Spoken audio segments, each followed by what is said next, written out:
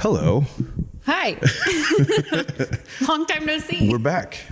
It's been a minute. It has been a minute. It's been a long minute. January was non-existent in a way. Like I feel like there was the holidays and then January was just this blip. Dude, it was like the fastest January, I think. It was the fastest, but also the slowest. What do you mean by that? Every week was just a struggle. But you were sick for the first part of January. So almost died. So yeah. So we had Christmas, and then first week of January I got sick, and I was like down and out, 103-degree fever for 6 days. Did we talk about this on the last show? So it's been I don't think so. 2-3 weeks since we've done At a least, show. We did yeah. one right at the beginning of January. Yeah, and then I got sick and died. Okay. And then it got cold and snowed. Yeah. And then I was traveling. Snowmageddon. Yeah. So I got sick and died. Came back to life, had a week of just catch up of all the things that I missed from being out for a week. And then I traveled to Orlando, did a speaking event. And then the next week, which was last week, I was in Michigan for a speaking event. Now I'm home. Boo. Where were we at in Michigan? Soaring Eagles up in like Mount Pleasant. I don't know where that is. Middle of nowhere. Where's Mount Pleasant? There. There? Yeah. Okay. Cool. Yeah. So you have been a busy girl. Yeah. You haven't been coaching much. I haven't been coaching much, and it has really taken a toll on me, honestly. This has not been a great month. Yeah. So what's February look like for you? I am not traveling. I'm not going anywhere. I'm going to be in the gym. Hanging out. Matt, I was freaking out last night because look, my calluses are going away. No. Oh no. They're not rough and disgusting. So wait a minute. Well, are you not working out while you're traveling? I am, but it's not the same. I'm not getting not hanging from any bars or doing anything fun. Okay. Well, welcome back. Thank you. We've just been here grinding away. I know. Just nose to the grindstone the whole time. No, it's been, January was, it was a good month. So this is what we're in. Today's February 2nd. So we're just kind of reflecting back on how the beginning of the year has gone. It was just a big blurry month to me. I mean, you were gone, you were sick. So, we were covering a lot of classes while you were gone, which is cool, so man. You got a lot of 5 a.m. It's cool.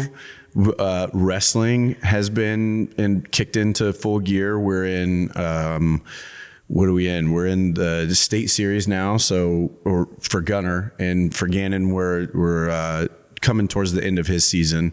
Lainey just finished her cheer season. I saw that. So that has taken up the majority of January. We had Snowmageddon. How many inches of snow did we get? I don't know. 10, what the 12? title was, at least, 12, 13, somewhere around there. Oblong got like 13 or 14. So many inches.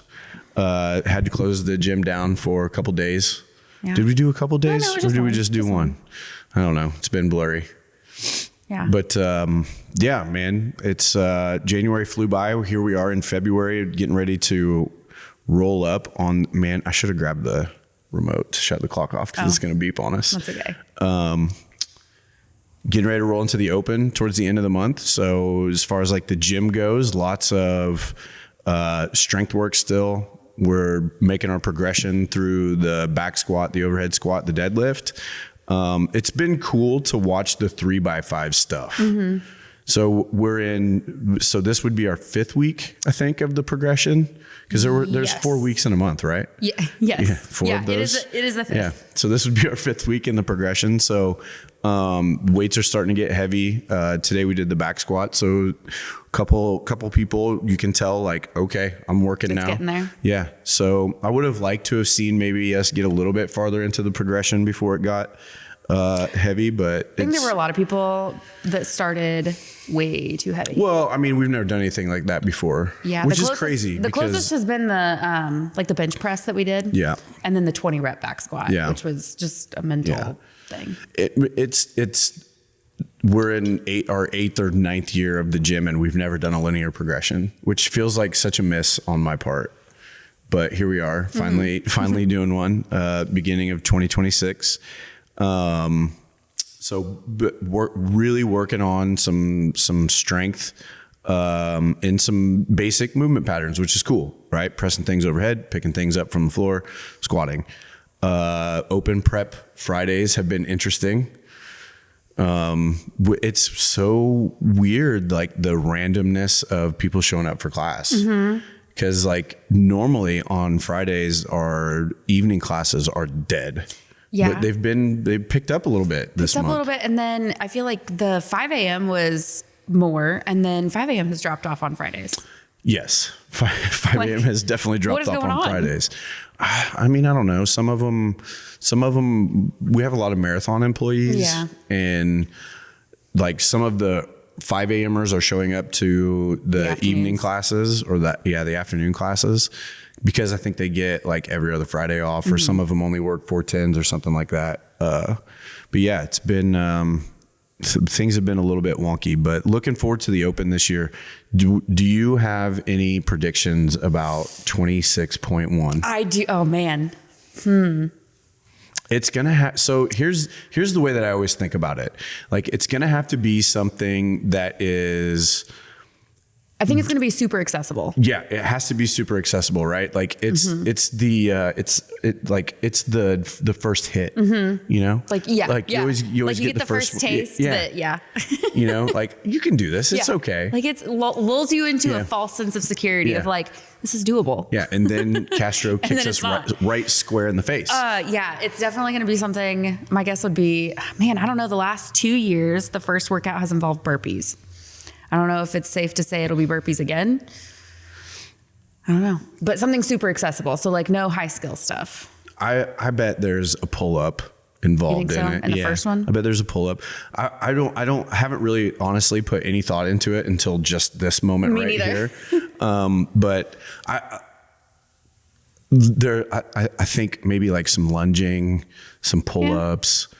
And Davis talked about introducing not a new movement, but a new to the open movement. Yes. So I'm curious what that's going to be. I think, I don't know. I think it's going to be some kind of dumbbell movement. I want to say like, I would be awesome if it was a kettlebell something, but I don't think we're going to get kettlebell stuff. Can be hard to judge. That'd be really hard to judge. That's what I was thinking. Yeah. And it's not going to be any machine work. Like new machine, because you can't do bikes or ski or anything besides a rower. Yeah, I don't know. I think we're going to have lunging and pull-ups in the first workout. That's my prediction 2 right years, it was both of them were dumbbell snatches and burpees, which is kind of weird when you think about it. It's so gross. Yeah, they were both awful. So, okay. That's we got our first open prediction out of the way. So hey, maybe that's something we can do as the Open starts to roll around with this is maybe we can just kind of give a little update, shout out like how Saturday, what do we call it? Saturday morning throwdown. Yeah. Okay, how the Saturday morning throwdown went. Yeah, we can do that kind of stuff. Cool. What do you want to talk about? Doing our open prep. I love it. Yeah, doing our open prep on the podcast just for you guys. It's raw, it's real, and it's kind of live. I mean, 100% honesty. We came in to you. We came into this conversation today not knowing what we were going to talk about. No, and it was one of those things that was like, but I'm determined to record because I just want to get back to some sense of routine after this last month. Yeah.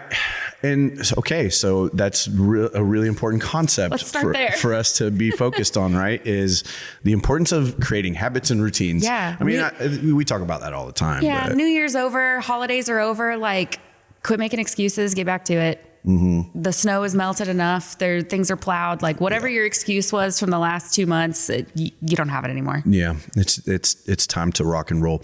Although I will say February is like my least favorite time of the month or of the year. Month of the year. Man, I feel like maybe there was something subconscious happening there, but yeah, like February always seems so dark and gloomy to me. And it definitely has an impact on like my mood and attitude about a lot of things. Yeah. So I know that like I personally have a really hard time working out in the gym. So I feel like this is a gym owner's problem. Like when I walk in here, if I'm on my own, then I see all of the things that need fixed or cleaned up, and I just kind of go to work on those things. Well, you don't come into a gym, you come into your business. Yeah. Well, yeah. And if I come in here and there's people in here, then I always end up talking and chatting or they have questions or whatever it is, or I see someone in here doing like some open gym on their own, and I'm like, oh my gosh, They're going to kill themselves. They're going to kill themselves. So I end up coaching, or whatever. So I have a really hard time working out here at the gym. Well, it's like pooping where you eat. That's hard. Kinda, yeah. So I either have to come in really early, which is a really hard thing for me to do, or I have to come in really late, which is also a really hard thing to do because then it starts to throw off my sleep. So I do a lot of my training at home. And right now, it sucks. It's dark and cold. It's so cold in my garage. It's so cold. So I have been spending most of my time here at the gym, but it throws off my training schedule a little bit. So yesterday I was sulking at home on a Sunday. Like I wanted to work out, but I didn't want to work out. So I planned my week. So I went through, I use a notebook. I'm kind of old school like that. So I keep all my notes for everything. Like all my Bible study is in there. Like if I'm going through like a certification, all of that's in there. All my workout stuff is in there. And it doesn't make any sense, but you just kind of flip through it. So yesterday I wrote down 3 workouts that I'm going to do this week that I know, well, actually 4, but I wrote down 3, like I'm going to do this one, I'm going to do this one, and I'm going to do this one. I wrote down my warm up and my prep and like the actual like strength piece, workout, all of it. And when I do things like that, I find that it kind of is a way for me to hold myself accountable. Does it psych you up at all when you're like writing them out like that? I don't know if it psychs me up. It definitely gets my creative juices flowing because then I start thinking more and more and more about the workouts, and I'm like, oh well, like if I could do this and I could do that, you know what I mean? Or like thinking about coaching in a class, like oh, here's a way that I could scale this thing, and it helps to maybe be a day ahead sometimes. Yeah, and go through the workouts as well. Oh yeah.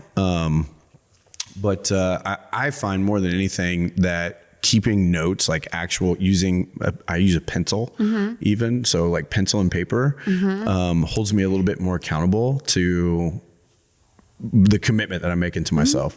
So particularly like in February, the worst month of the year, when it's the coldest and the darkest and the gloomiest, and it just is a whole bunch of yuck, and it's got stupid holidays in it. Tell us how you really feel. Yeah, my mom works at a funeral home, and February is when most people die. What? Yeah. Because it's dark and gloomy. People, like really old people, sometimes like the holidays is the last thing that they're like looking forward to. And then when that's over, you just give up. Yeah. Like it's a thing. February is kind of gross. Wow. Okay. Well, so on that happy note. Yeah. But it's not just you, I guess. Well, it's a thing. I used to give people really, really hard time about, or not give people, but in my head, like seasonal depression is not real. You just let yourself feel that way. And I'm like, every year now I'm like, oh, like it's just January, February are just getting tougher and tougher and tougher. This year in particular, I feel like I was telling Clint this the other day, like this winter has been hard on me. I don't know why. It's because you got sick. You got really, really sick. But even before that, like November, December, like it was just a gross winter. How old is Piper? 3. That's also part of it. Could have something to do with it. 3 is a hard year, like 3 to 5. Yeah. With like Lainey was. I'm about to buy like one of those big lamps that I just sit in front of it like a plant. That help with like seasonal depression. Oh, like a red light therapy type thing? Yeah. Oh, yeah. I wonder what the effects of, I bet Lindsay could tell us this. That's why we need her on this show, because she knows like science and stuff. But like the effects of sauna on mood. Yeah. I'm sure that maybe we need to do some research on things before we start talking about them on the show. But you know what I mean? Like, I feel like. Yeah. The red light, just getting some heat. There's definitely 100%. There's something to that. Yeah. So, I mean, not healthy, but judge me all you want. I used to go to a tanning booth a lot, and this is the first winter I haven't done that. Well, and That could have something to do with definitely it. like everything's just so cold. Is there a reason why you haven't gone, or is it just because you're like, they closed? Otherwise, I totally would have. It wasn't because I had like a new thought about my health. It was okay. You're like, it wasn't because I'm trying to avoid skin cancer. Yeah. Okay. Yeah. There's a new one I think that is getting ready to open in town. A new suntan play. I've never been to one, so I don't even know what to call it. A tanning you salon. You don't go and tan? No, never been. For your trips? Nope. I just like when we go on vacation, Lindsay will take like 2 to 3 weeks and like go and tan, like pre-tan for her tan. Yeah. I just go to the beach and take my shirt off and burn. Yeah. Yeah. That's kind of my approach to life. That's fair. In just about everything that I do. Yeah. That's fair. Okay. So we've caught up on the year. Open's getting ready to come up. That's the focus moving forward, I think, is the Open. Where we are going to do again this year, I think like we did last year, we're going to do like a Saturday morning throwdown. Yep, it's going to be awesome. Yeah. So I think we used to do Friday night lights, and when we first opened the gym, I mean, we were sitting at like 160 or 170 members those first couple of years. And, we did teams, and we'd do team captains, and we'd do like theme nights every week. And, you know, there were all these different like scoring opportunities and stuff like that. And it was fun. It's a lot of work. It's so much work. It's a lot of work. It was so much work. On the back end. Well, and the Open was 5 weeks then too. Oh my gosh. So that's a lot of work. Yeah. For over a month. Yeah. There's a lot going on, but it's a really good time. Yeah. I was gonna say, not that it's not worth it, but you have to have a lot of people invested in it. Yes, for sure. In order to make that worth it. For sure. And, I think people had a good time when we did that, but I was also like, we were almost 10 years younger. Like a lot of the people that are members of the gym we're aging like together as a family. As a gym family, you know, like we've got some new people coming in. There's some fresh meat, some young blood coming into the gym that haven't done that kind of stuff. But now it's like no one wants to spend late Friday night. Yes. So everyone's in it together. Yeah. So last year we kind of moved away from that. And I think the Saturday morning stuff turned out well. I don't know. Honestly, I wasn't here because Gannon was doing the state series. Yeah. Like we were wrestling in regional, sectional, state for 25.1, 0.2, and 0.3. So like, I don't really know. It went really well. I think I made it to 1. You were at 1. Yeah. The rowing wall. No. Yeah. Was it the rowing, snatch, wall walk, all of that stuff, barbell stuff. Yeah. Cause I couldn't snatch. I remember my back I did snatch, and then it was not good for a few weeks after that. Yeah. So yeah, I think we'll go back to Saturday mornings. Probably the way that I'll do it is like in Chalk It Pro, I'll set it up so that like there's a heat every 20 to 30 minutes, and you can just sign up for your heat time. So if you do that, just know that if you sign up for the 9:30 heat time, you're going to do the workout at 9:30. Like you are responsible for warming up, for getting yourself ready, whatever you need to do. Now we'll have all of that put together for you. Yeah. Like there's going to be a warm up and a prep and all of that stuff for you to come in, but you're going to be responsible to do that on your own. Yep. Because we're all going to be running around like chickens with our heads cut off, trying to help count reps and keep people organized and stuff like that. I haven't looked. It's been a minute. I think we're going to be pushing around like 20 people signed up for the Open. Oh, sweet. Maybe a little more, maybe a little less. I can't. Not gonna lie, I still need to sign up. Yeah. Well, I checked the board early, like the first week, and I think we had like 11. Oh, sweet. Signed up or something like that. And I could totally be off on those numbers. There's a chance that I was dreaming that, but could have fooled me. Yeah, something like that. So if you're not signed up, you're missing out. Yeah, for sure. It's a good time. I think for a lot of new people that they just don't know what they're signing up for with the CrossFit Open, which I get it. Like I didn't really know. I the first 2 or 3 years that I did CrossFit, I didn't sign up for the Open because I really didn't know what it was. Actually, I think it was the first 3 years that I did CrossFit. So it would have been 13, 14, and 15. I did not sign up. And then 16 was like the golden year of CrossFit. So that was like the Rich Froning years. Yeah. So at that point, like 3 years into doing it, like I was like looking that's at what this is. Rich Froning and Graham Holmberg and Dan Bailey and man, you know, all of these like super stud CrossFitters, and thinking I could do that someday. I could go to the games. And then I signed up for my first Open and I was like, nope, I cannot. I will never go to the games. I'm excited to see some of the new people do the Open, because I think something that's still missing that I've noticed as a coach in some classes is the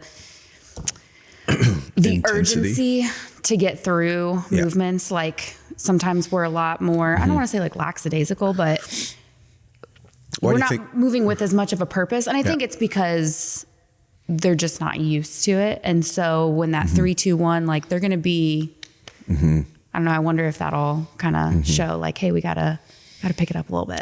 Yeah. I mean, there's definitely a couple that I can think of that are still learning how to do that stuff. Like, yes, we want to do things right, but you also gotta push a little bit. For sure. Yeah. I mean, the intensity is where the change happens, right? And in the Open, and I would say in CrossFit in general, like you're going to have to move pretty quick, you know? So I think that there's value in the time that we have taken to slow things down and really learn how to do the movements well. Because of those people, I think that we're probably thinking about the same group of people, or groups of people.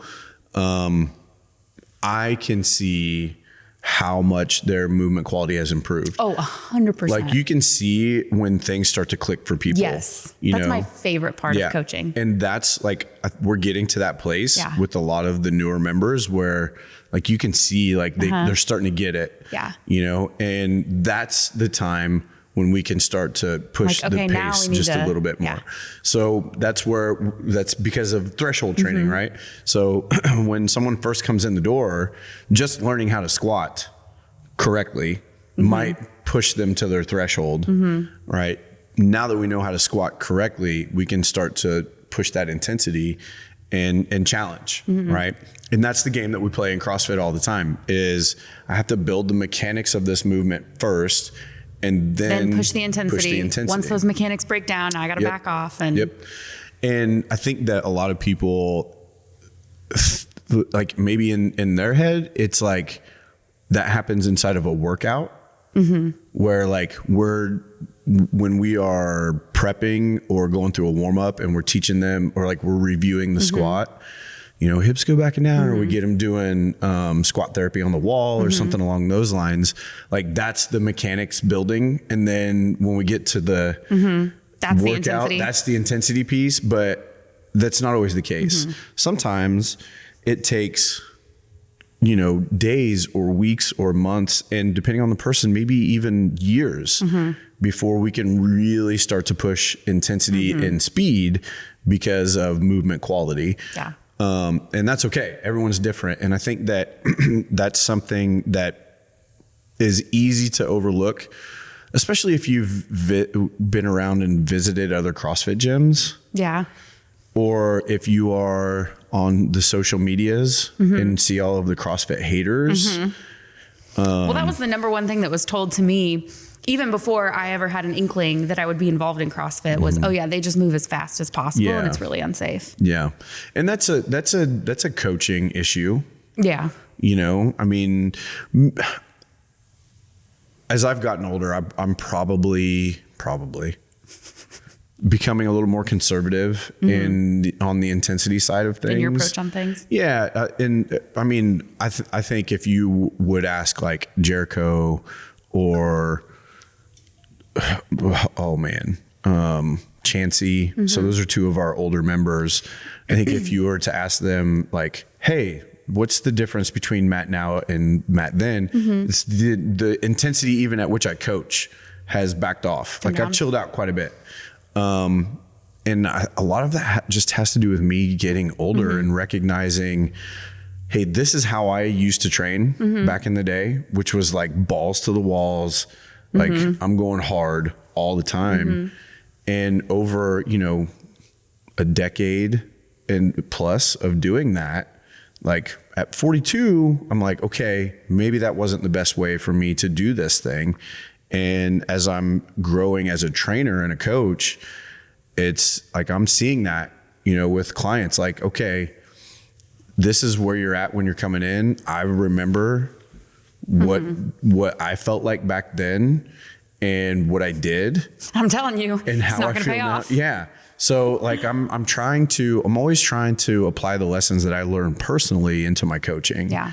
So I think that what I'm getting at here is that philosophies change a little bit as you grow as a coach and as an athlete.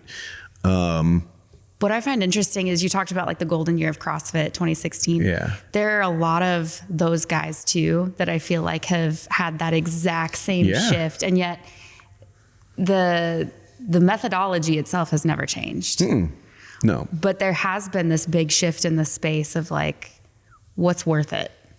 Well, when you're talking about games level training, right? Or, so for a games athlete, they are training back in 2016, back in the day, they were training at really, really high intensities all the time. I mean, if you go back and watch any of Froning's stuff, like they're literally just like throwing shit up on a chalkboard.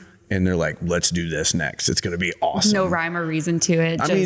They had Rich. Some. Rich is probably one of the original like OG programmers. Like he has always programmed his workouts. And if you go back and watch some of the videos, like he had this great big whiteboard in his garage or wherever his training space was. And it was just covered in workouts. But they were doing like 7 or 8 workouts a day. It was just workout after workout after workout.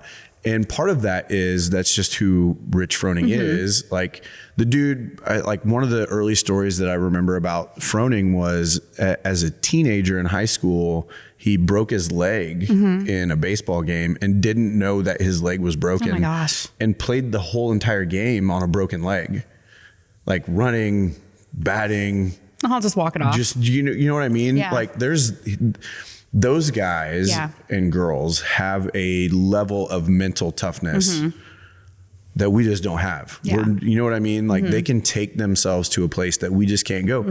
And at those top levels, that's, in my opinion, one of the biggest separators between 100%. the winner, between the people on the podium and then everyone else. Those people on the podium can just How much more they're willing to go into that dark place. They can just suffer. And they train like that also. And not that I was ever even close to being a games athlete, but when I came into CrossFit, like that was all I had to look at was those games. Cause there wasn't a CrossFit gym here in Robin. There was no CrossFit gyms anywhere. There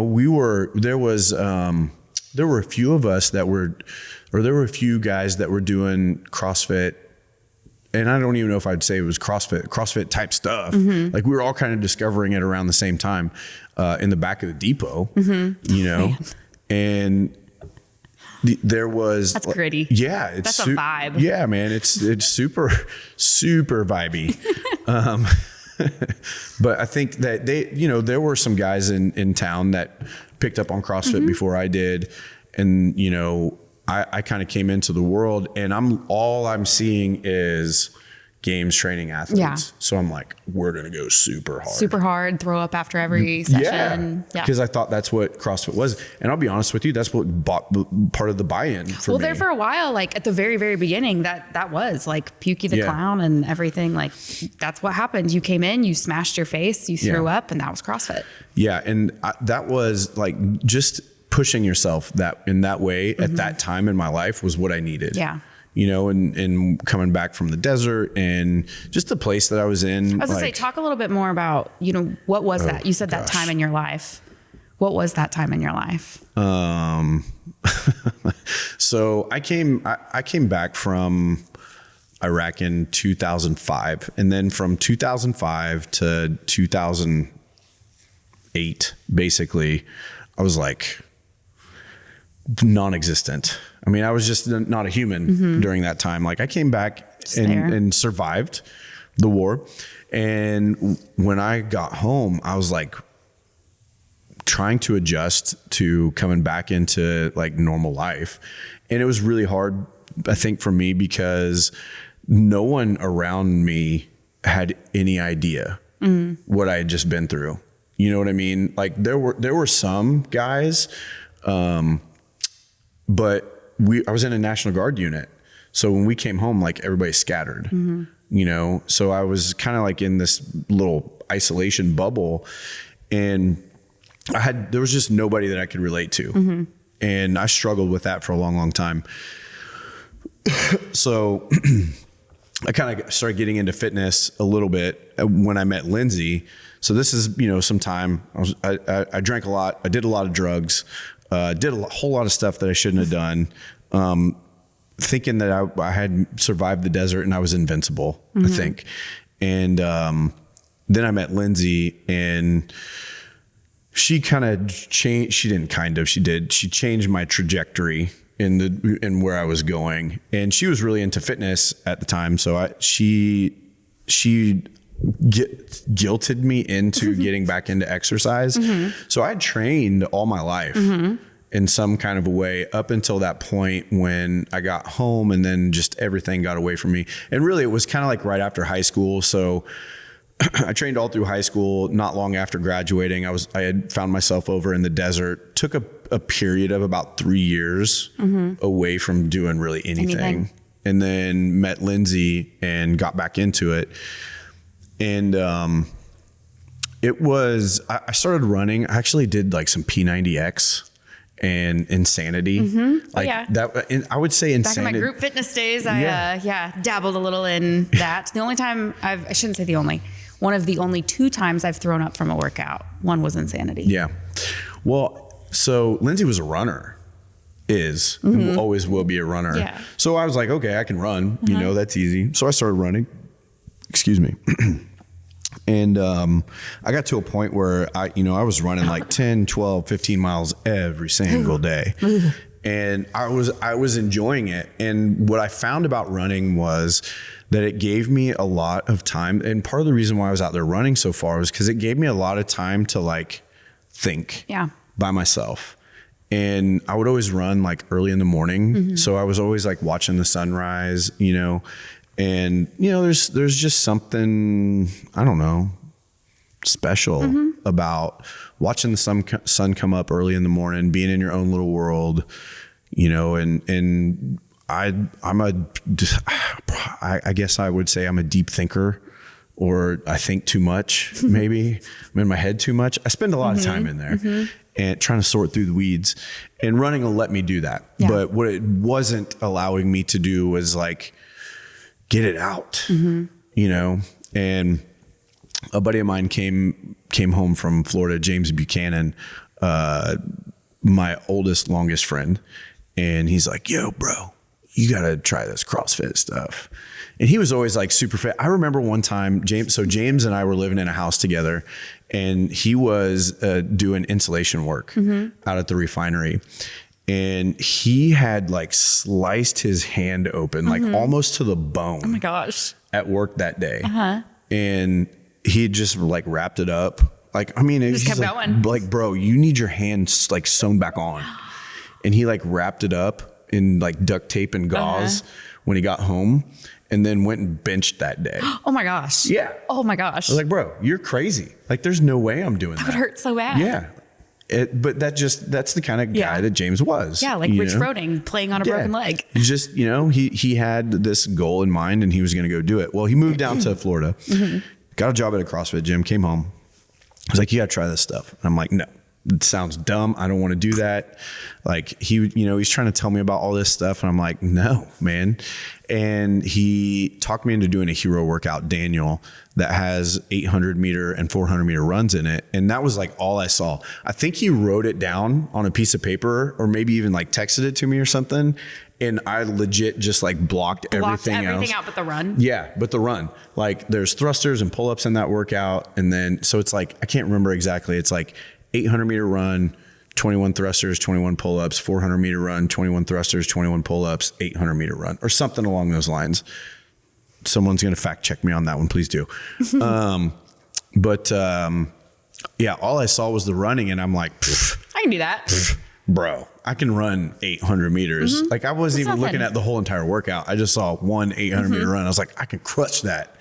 Well, And yeah, if you were running like, 15 miles Yeah. a day, like, yeah, big whoop. And I did. Well, half a mile. I totally smashed that first 800 meter run, like smashed it. And then what? Yeah.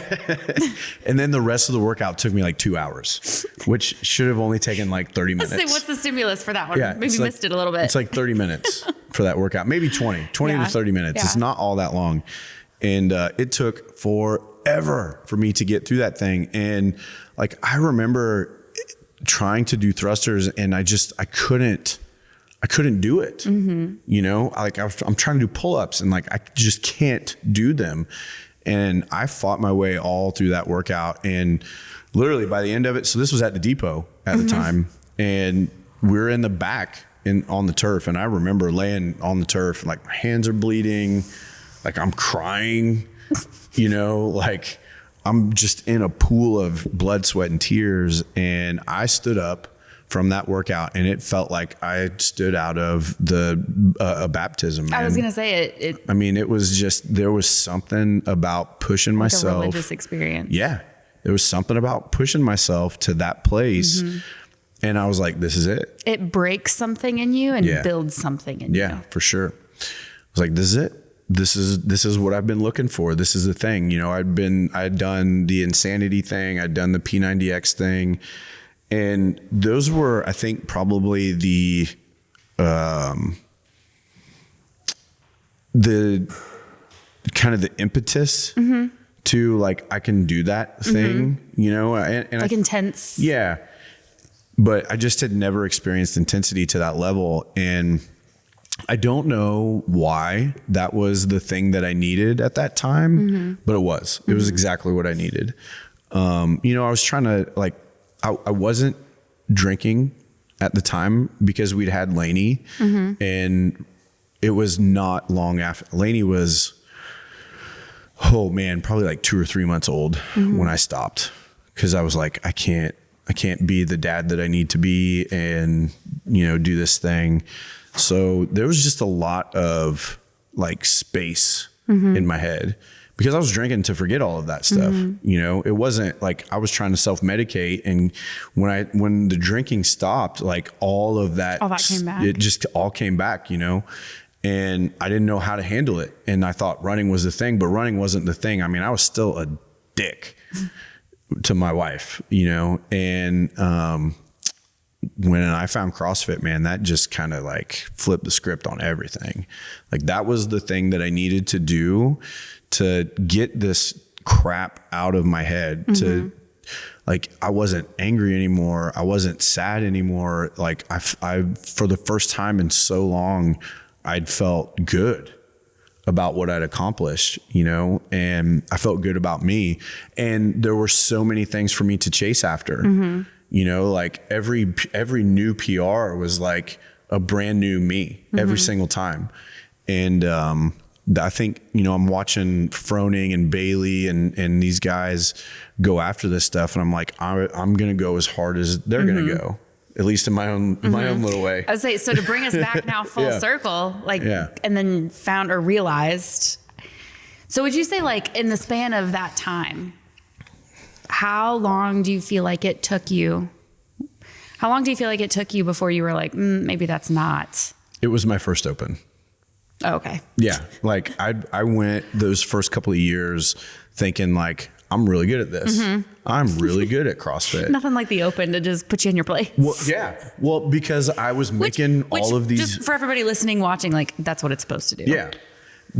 I was like making all these crazy gains. Like I was lifting heavy, you know, and when I would find a weakness, I would like really work on that thing. So like when I first started, my back squat sucked. So I went through a 12 or 18 week powerlifting cycle. Like I was still doing a little bit of CrossFit, but I would like tried to shore up my weaknesses there.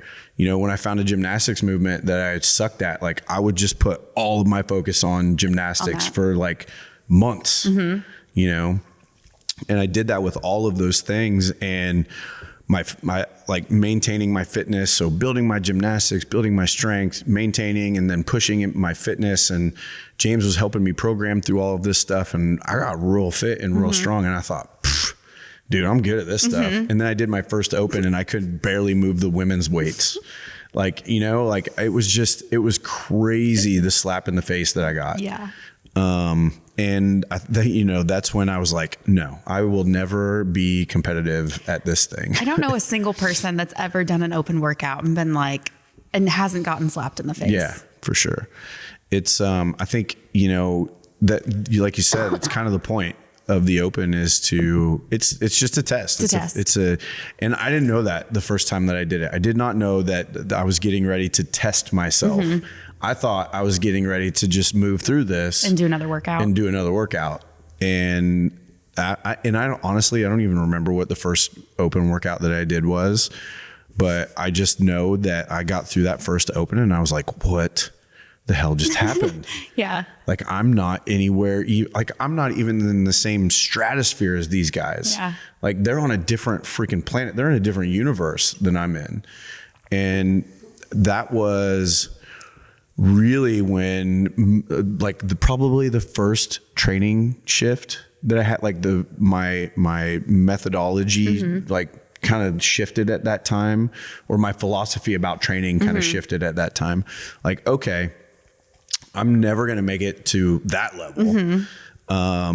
Which I think every dude with ego runs into when they thinks at some point when they start CrossFit.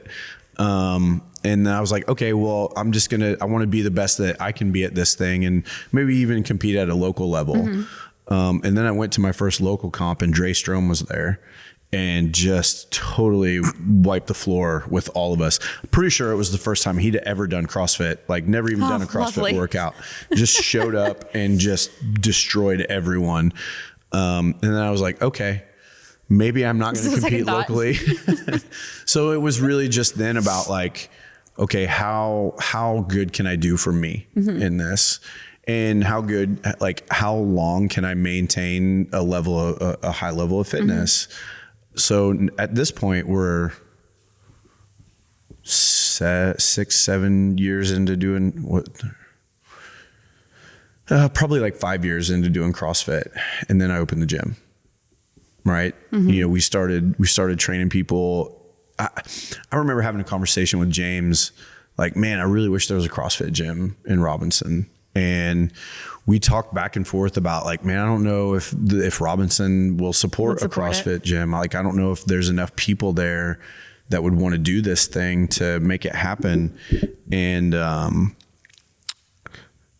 was going to the gym at Marathon at the time, and there were a bunch of dudes in there doing CrossFit. And were they actually doing CrossFit, or were they just doing things that's like CrossFit? They were attempting to do CrossFit. Okay. And I was like in super nerd mode about CrossFit. Like I went to sleep dreaming about my workout the next day. I woke up like drooling for my workout that day. I watched YouTube videos for hours and hours and hours every day. I mean, that's what I did at work. Like, listen, Marathon is a wonderful job, but when those operators aren't working, they're not working. I can't tell you how many hours of YouTube and straight up CrossFit. And I learned how to do CrossFit there, you know, and started studying for my L1, you know, because that was just kind of the natural next step.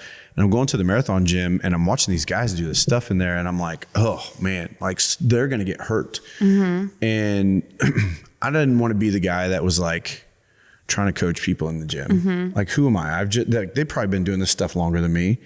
You know, like I don't want to step on their toes, but I can't be around that. Like I don't want to have any part in CrossFit and someone getting hurt. You know what I'm saying? Oh yeah, 100%. So I started working out in my own garage gym and kind of building that thing up and started bringing people in, like a couple buddies, like, hey man, can I come work out with you? Like, yeah, dude, I'm not a coach, but you can come work out with me. And little by little, like I start working out less and start coaching more. A little bit more. You know, and little bit by little bit, I remember coming home from the refinery one day and there were like 30 people at my house. Oh my gosh. Like one class leaving, one class coming in. That's amazing. And I told Lindsay, like, man, we're going to have to like do something. So I started looking for a location, and not all that long after that, it was crazy too during the search to get the gym open. Like it was just like, we would get to a place in the process and like a door would slam shut on us. Like, and it would be like, this is never going to happen. And then like the next day, something better would come along. That's awesome. I mean, every single time. And so there was this, God was working in our lives. I mean, there's just no other way to say it. That was the thing that was happening, was God was pointing us in the right direction. And we opened the gym, and at first, I think I had this thought of like, I just want to make Crawford County like the fittest and most healthy county in the world, you know? And I have this idea of what CrossFit is in my head, and I'm still, you know, that intensity is still really high. And I'm like, we can have like a powerlifting club, and we can have like a weightlifting club, and we can do this and we can do that. And a whole bunch of 40-year-old moms walked into my gym. Yep. you know? And I'm like, oh, this is not the demographic I thought. Yeah, this is not what I thought I was going to get. Like you thought it was going to be a bunch of like dude bros coming in from, like guys like me. Yeah. That are just a bunch of meatheads. Yeah. You know? Like, which to be fair, like that's what I would have guessed too. Yeah. I always, whenever someone new comes in to talk about joining the gym or whatever, I always ask them, hey, what do you know about CrossFit? And if they tell me that they Googled CrossFit, I'm like, oh no. So get rid of everything that you saw. Yeah. Like like there's this, I always get this image of like a bunch of dudes like run around with their shirts off, like screaming at each other and like spitting in each other's face and like flipping tires. And I'll be honest with you, the reason why I think of it that way is because that's what I was thinking about when I opened the gym at first. Like I wanted it to be like a total bro show, you know, and that's not what happened. All of these moms walked in. All these moms put you in your place. Yeah. And I had to learn how to coach really, really fast. Like I had my L1 and I didn't wait very long, kind of like you, before I went and got my L2.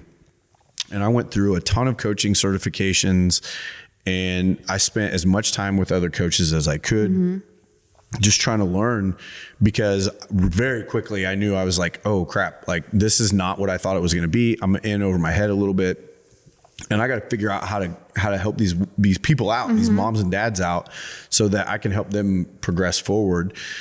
And I think that all through this whole process, like I've just been one step ahead of everyone in the process of development. So like, you know, when they're coming in as brand new CrossFitters, like I was just a few years ahead of them in that. You know, when you come in as a new coach, like I'm only a few years ahead of you in that. And now as we're aging into this stuff, like I'm just a few years ahead of you. You know what I'm saying? So like I'm going through all of these experiences as my body is changing, and I'm dealing with all of the stuff that a 40-something-year-old dude deals with. And I'm looking at, hey, what are we doing in our classes? What are we doing as far as the way that we're structuring things, and thinking, okay, a lot of these people that are coming into the gym are more like me than they are like Charlie, or even like you. You guys are just in a different place than a big chunk of the people in our gym are in. And I think that that's where some of the conflict comes in the way that we think about CrossFit now, is because I think about CrossFit as an old man and you think about CrossFit as a young pup still learning how to do this stuff. Yeah, I think it's interesting. Like Charlie looks at it from the intensity side. You look at it from like the longevity. I look at it from the methodology of like, if it's not in the manual, you know? And so it's really interesting. Like the three of us kind of come together on some things.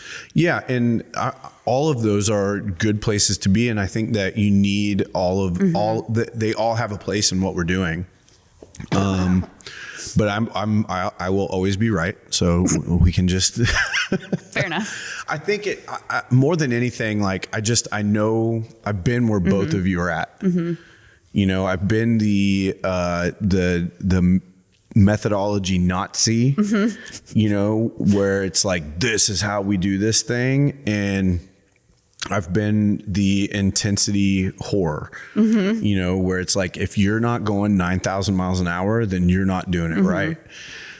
So coming out the other side of both of those things, like, it's fun for me to watch you guys go through that stuff. And I'm excited to see how both of you mature into this. Not that you're not mature people, but training age. Yeah. As far babies. I told you. Oh, there's our training age as far as CrossFit goes is, for both of you, is still pretty young. Itty bitty babies. Yeah. And I'm just a teenager in it, you know. And there are a lot of people out there that I'm watching, like you said. I'm watching Rich Froning and his crew and some of these OG CrossFitters go through this stuff and seeing where they are, because they're in their 20th year of doing this stuff, where I'm in my 13th or 14th or 15th. I don't even know how long I've been doing this. 13 years, something like that. That's where I'm at with this stuff, you know, and it's fun to watch you guys grow. And it's just been fun for me to watch the evolution of the gym, and things kind of change as they need to along the way. And, you know, I'm going through right now, as I'm still continuing to learn and grow, like there are some methodology thoughts that I have that we haven't discussed before. And things are starting to shift a little bit in my head. But that's for another podcast. Ooh, I was going to say, you're going to leave us hanging. Yeah, that's for another. And I'm not saying that things at the gym are getting ready to change or anything like that. It's just, I think as a coach, if you don't question what you think you know, then that's where you start to go really stagnant. And I'm just in that questioning phase again, you know, and I'm trying to figure out what's best for me personally, and what's best for you know, the people in the gym and the direction that we're going, and how to get there without disgracing my roots.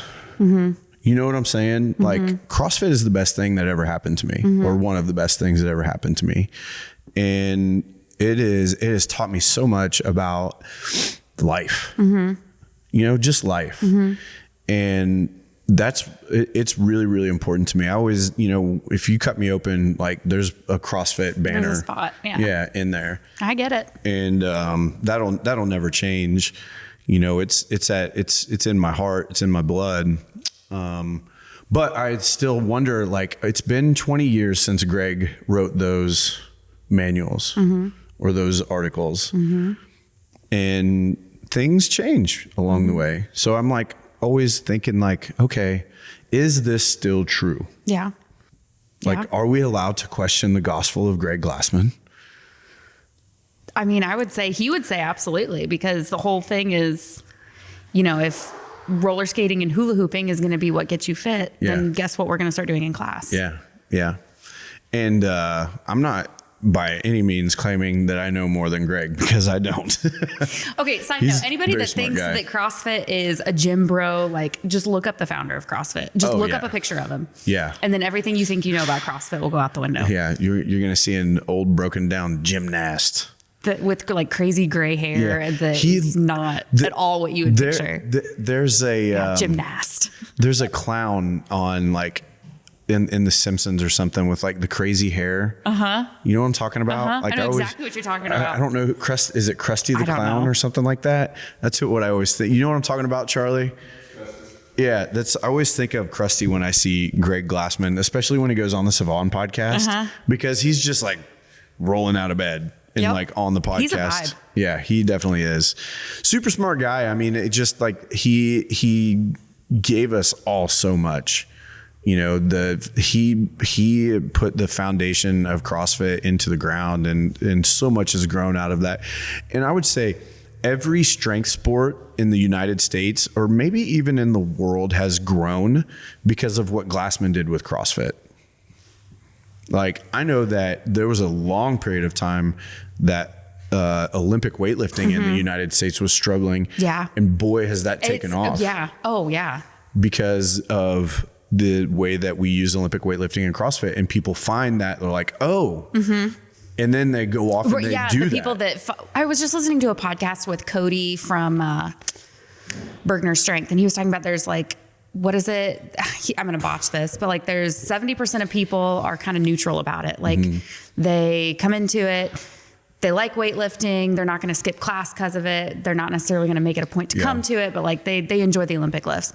15% absolutely hate it. They're not going to come into class when it's programmed. And then the other 15%, they specialize in it. They come in, they fall in love with it, and they go on to do their own stuff with it. And I would say like I've seen more people on that end of it than anything else. Yep. And I think you're going to see the same thing across strongman and powerlifting. Yeah. You know, and probably even some gymnastic stuff. Oh yeah. You know, there's just so much going on in CrossFit that you might be able to find something different out of it, something that you never imagined that you would find. And that goes on so many different levels, you know, not just the very specific types of movement that you're doing in there, but man, I went into CrossFit thinking I'm just going to do this because my buddy wants me to do it with him and he really likes it. And I came out on the other side thinking, man, this is like the therapy, the recovery. It's everything that I needed to find myself again. I get it. Yeah. Yep. Cool. Well, I should probably call my daughter back because it's 7:25 and the roads are maybe a little bit slick. Yeah. So I'm going to give her a call and see what's going on. Sounds like a plan. It was a good talk though. Yeah. Cool. Yeah. Next week. Sounds good.